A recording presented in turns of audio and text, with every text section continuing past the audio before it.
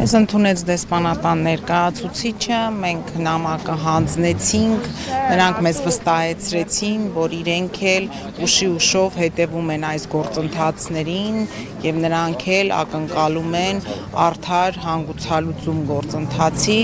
եւ հավաստիացրեցին, որ հենց այսօր նամակը կփոխանցվի պարոն դեսպանին, նամակը մենք նաեւ ուղարկել ենք էլեկտրոնային տարբերակով եւ հուսանք, որ այս ամենը նաեւ դիվանագիտական կորպուսը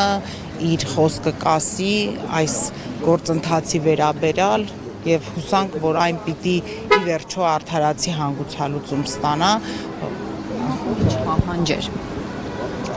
որպեսզի դիվանագիտական կորպուսը նաեւ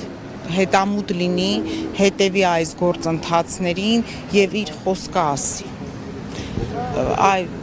Այսօր մենք պետք է փաստենք, որ Բարգավաճ Հայաստան կուսակցության գործունեության տարիներին մենք բազմաթիվ անգամներ պարոն Գագիկ Ծառուկյանի հետ այցելել ենք Իրանի դեսպանատուն տարբեր առիթներով, դրանք եղել են եւ Իրանի Իսլամական Հանրապետության համար ազգային տոներ, ինչպես ասում են, ուրախ միջոցառումներ, նաեւ ցավոք սրտի դժբախտությունների ժամանակ Գագիկ Ծառուկյանը միշտ իր թիմի հետ եղել է Իրանի բարեկամական մեր ժողովրդի կողքին եւ մենք այսօր ուզում ենք հավատալ, որ հետագայում նաեւ մեր հարաբերությունները շարունակվելու են եւ մեր բարեկամական հարաբերությունները պետք է ամեն ինչ արվի, որպեսզի չխաթարվի այս ամեն ինչի, ինչպես ասում են, ֆոնին, որովհետեւ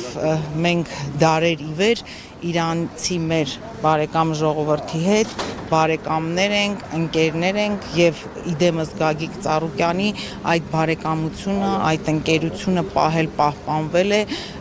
կապված բոլոր ոլորտներում։